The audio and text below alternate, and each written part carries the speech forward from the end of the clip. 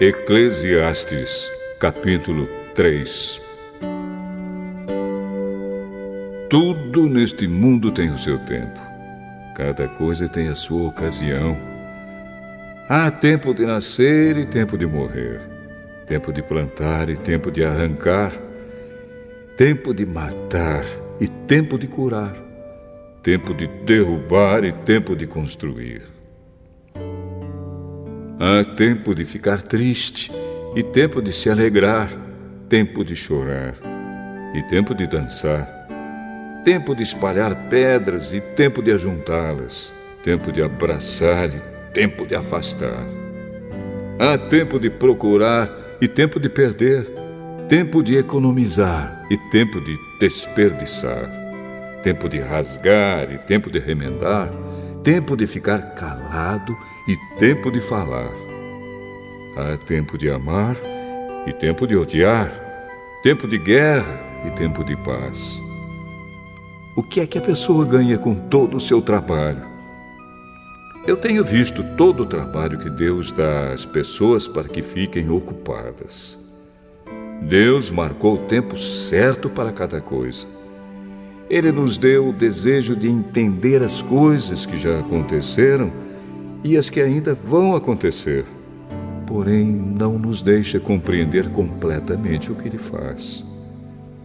Então entendi que nesta vida, tudo que a pessoa pode fazer é procurar ser feliz e viver o melhor que puder.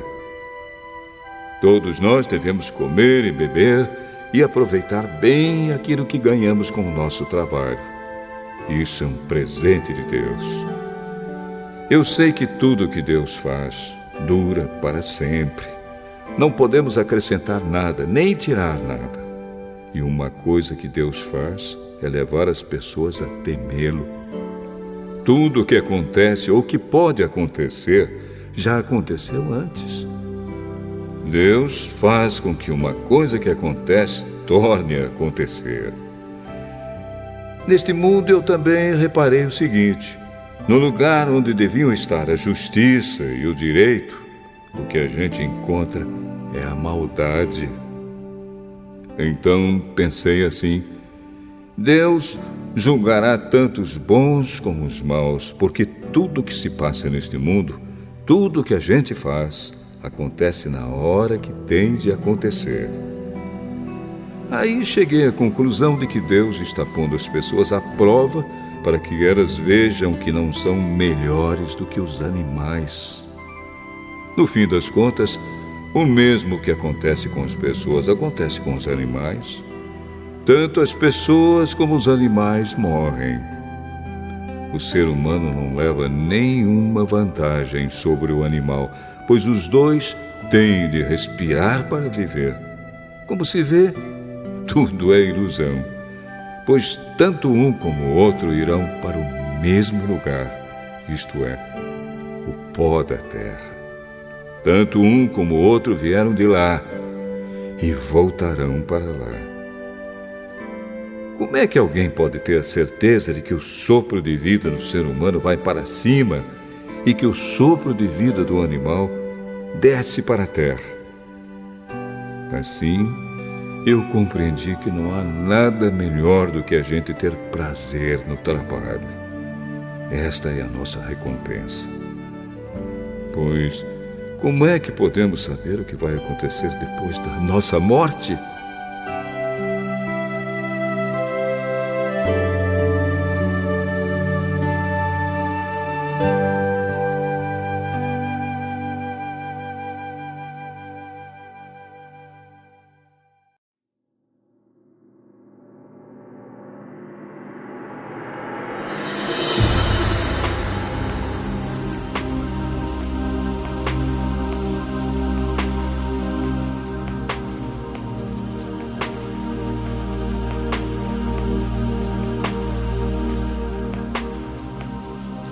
Eclesiastes, capítulo 4. Então olhei de novo para toda a injustiça que existe neste mundo. Vi muitos sendo explorados e maltratados. Eles choravam, mas ninguém os ajudava. Ninguém os ajudava porque os seus perseguidores tinham o poder do seu lado. Por isso, cheguei a esta conclusão: aqueles que morreram são mais felizes do que os que continuam vivos. Porém, mais felizes do que todos são aqueles que ainda não nasceram e que ainda não viram as injustiças que há neste mundo. Também descobri por que as pessoas se esforçam tanto para ter sucesso no seu trabalho. É porque elas querem ser mais do que os outros. Mas tudo é ilusão. É tudo como correr atrás do vento. Dizem que só mesmo um louco chegaria ao ponto de cruzar os braços e passar fome até morrer. Pode ser, mas é melhor ter pouco numa das mãos, com paz de espírito, do que estar sempre com as duas mãos cheias de trabalho, tentando pegar o vento. Descobri que na vida existe mais uma coisa que não vale a pena. É o homem viver sozinho, sem amigos, sem filhos, sem irmãos, sempre trabalhando e nunca satisfeito com a riqueza que tem. Para que é que ele trabalha tanto, deixando de aproveitar as coisas boas da vida? Isso também é ilusão. É uma triste maneira de viver. É melhor haver dois do que um, porque duas pessoas trabalhando juntas podem ganhar muito mais. Se uma delas cai, a outra ajuda a se levantar. Mas se alguém está sozinho e cai, fica em má situação porque não tem ninguém que o ajude a se levantar. Se faz frio, dois podem dormir juntos e se esquentar. Mas um sozinho, como é que vai se esquentar? Dois homens podem resistir a um ataque que derrotaria um deles se estivesse sozinho. Uma corda de 3 cordões é difícil de arrebentar. O moço pobre, mas sábio, vale mais do que o rei velho e sem juízo que já não aceita conselhos. Um homem pode muito bem sair da cadeia e se tornar o rei do seu país, mesmo tendo nascido pobre. Eu pensei em todas as pessoas que vivem neste mundo e imaginei que existe entre elas, em algum lugar, um moço que tomará o lugar do rei. O número de pessoas que um rei governa é muito grande. No entanto, quando deixa de ser rei, ninguém é agradecido pelo que ele fez. É tudo ilusão. É tudo como correr atrás do vento.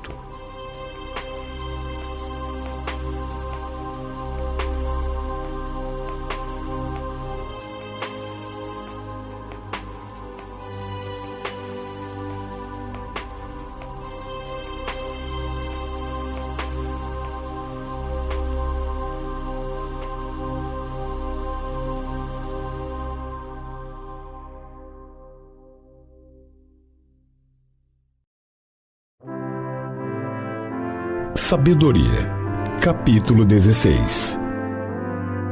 Por isso foram justamente castigados por animais dessa espécie e atormentados por uma multidão de animais.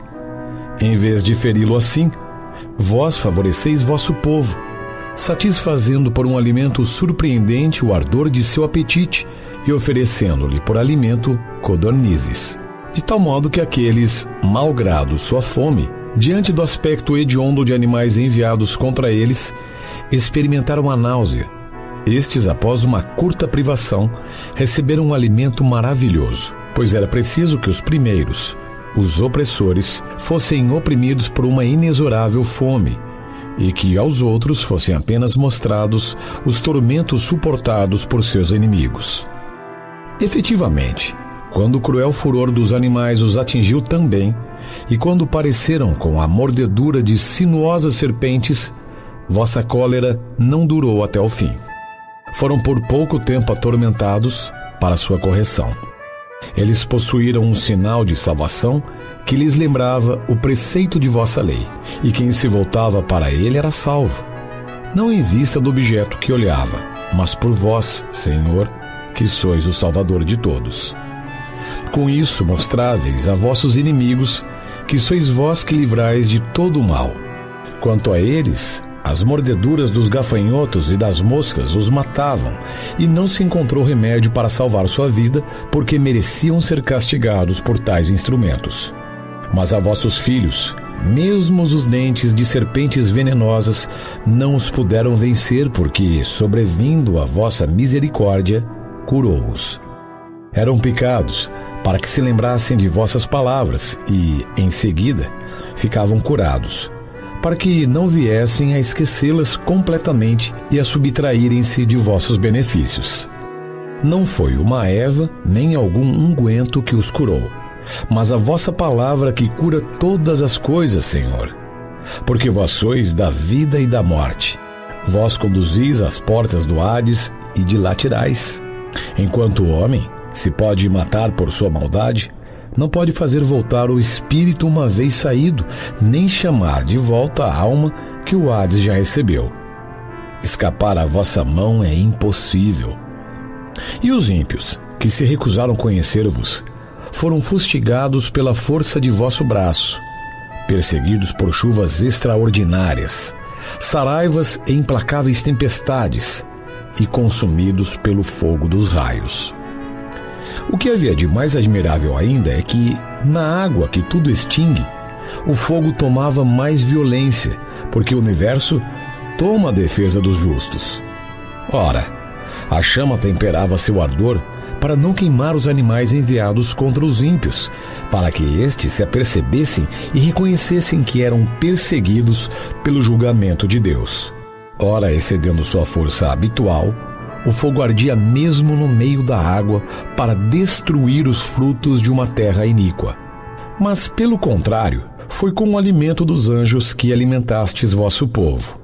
E foi do céu que, sem fadiga, vós lhe enviastes um pão já preparado, contendo em si todas as delícias e adaptando-se a todos os gostos.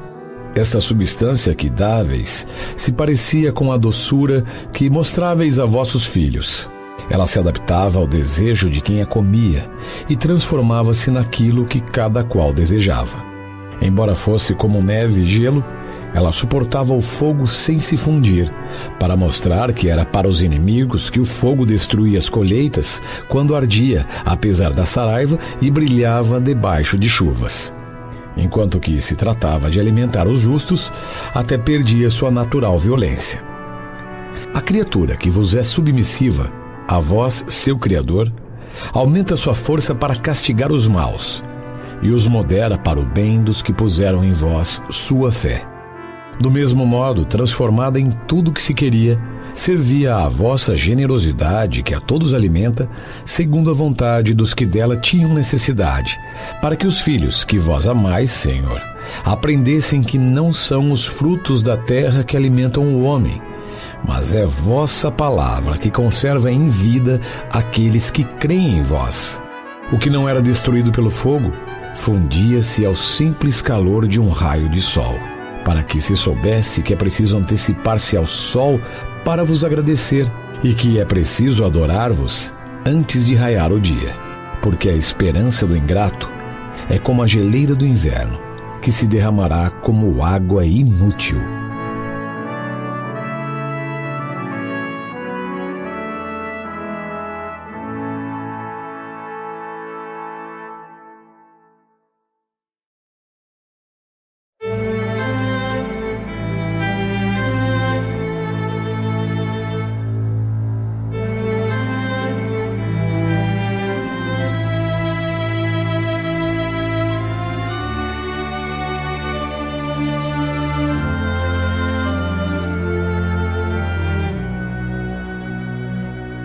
João, capítulo 4.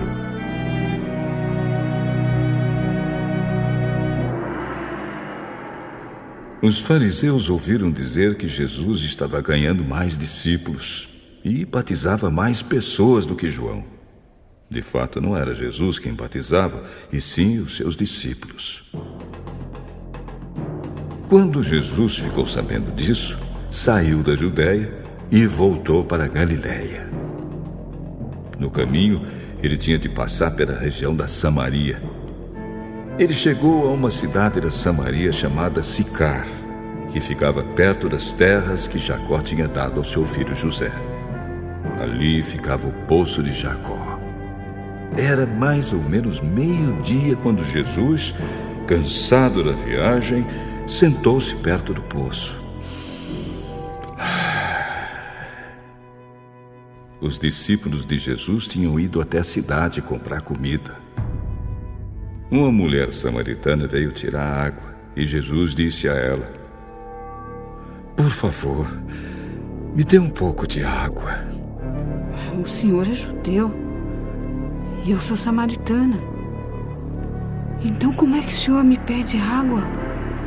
Ela disse isso porque os judeus não se dão com os samaritanos.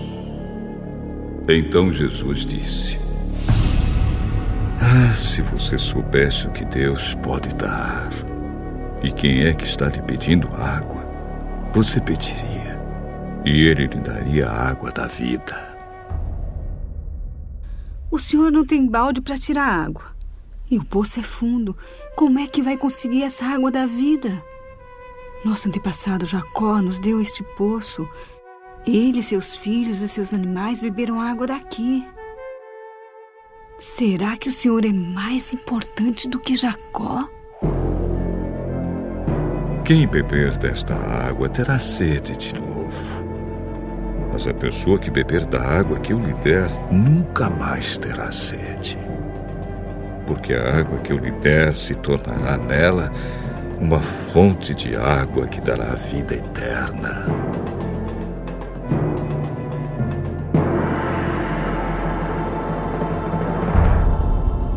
Por favor, me dê dessa água. Assim eu nunca mais terei sede e não precisarei mais vir aqui buscar água. Vá chamar o seu marido e volte aqui. Eu não tenho marido.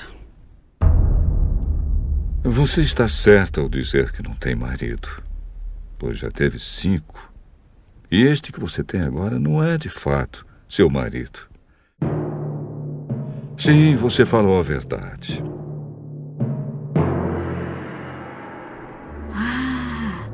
Agora eu sei que o senhor é um profeta. Os nossos antepassados adoravam a Deus neste monte. Mas vocês, judeus, dizem que Jerusalém é o lugar onde devemos adorá-lo. Mulher, creia no que eu digo. Chegará o tempo em que ninguém vai adorar a Deus, nem neste monte, nem em Jerusalém. Vocês, samaritanos, não sabem o que adoram. Mas nós sabemos o que adoramos porque a salvação vem dos judeus. Mas virá o tempo, e de fato já chegou, em que os verdadeiros adoradores vão adorar o Pai em espírito e em verdade. Pois são esses que o Pai quer que o adorem. Deus é espírito. E por isso os que o adoram devem adorá-lo em espírito e em verdade. Eu sei que o Messias, chamado Cristo, tem de vir. E quando ele vier, vai explicar tudo para nós. Pois eu que estou falando com você sou o Messias. Naquele momento chegaram os seus discípulos e ficaram admirados, pois ele estava conversando com uma mulher. Mas nenhum deles perguntou à mulher o que ela queria. E também não perguntaram a Jesus por que motivo ele estava falando com ela. Em seguida, a mulher deixou ali o seu pote, voltou até a cidade e disse a todas as pessoas: Venham ver o homem que disse tudo o que eu tenho feito. Será que ele é o Messias? Muitas pessoas saíram da cidade e foram para o lugar onde Jesus estava. Enquanto isso, os discípulos pediam a Jesus: Mestre, coma alguma coisa? Eu tenho para comer uma comida que vocês não conhecem. Então os discípulos começaram a perguntar uns aos outros: Será que alguém trouxe comida para ele? A minha comida é fazer a vontade daquele que me enviou e terminar o trabalho que ele me deu para fazer. Vocês costumam dizer: daqui a 4 meses teremos a colheita. Mas olhem e vejam bem os campos. O que foi plantado já está maduro e pronto para a colheita. Quem colhe recebe o seu salário, e o resultado do seu trabalho é a vida eterna para as pessoas. E assim, tanto o que semeia como o que colhe irão se alegrar juntos. Porque é verdade o que dizem: um semeia e outro colhe. Eu mandei vocês colherem onde não trabalharam. Outros trabalharam ali, e vocês aproveitaram o trabalho deles.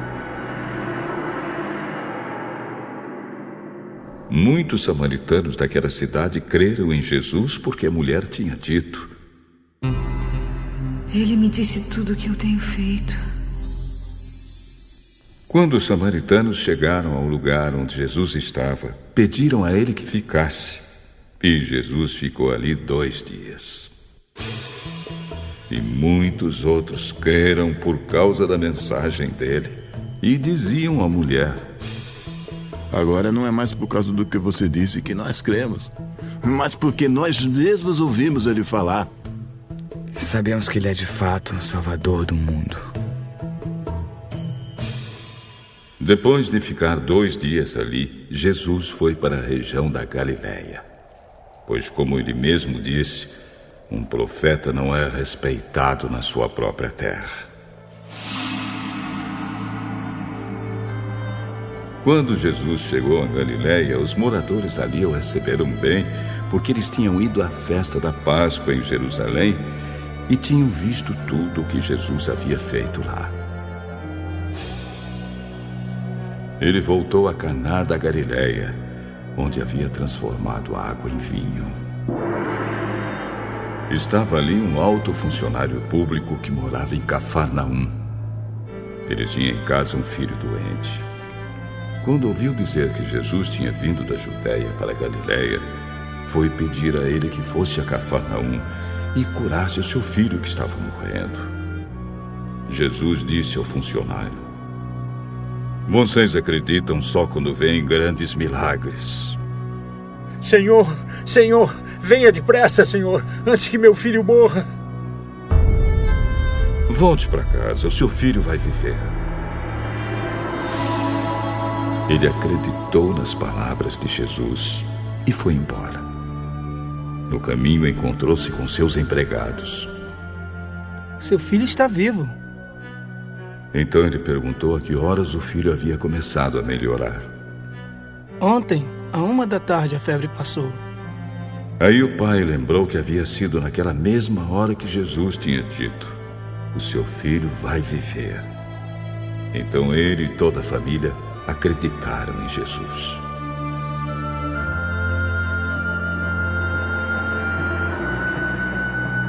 Esse foi o segundo milagre que Jesus fez depois de ter ido da Judéia para a Galileia.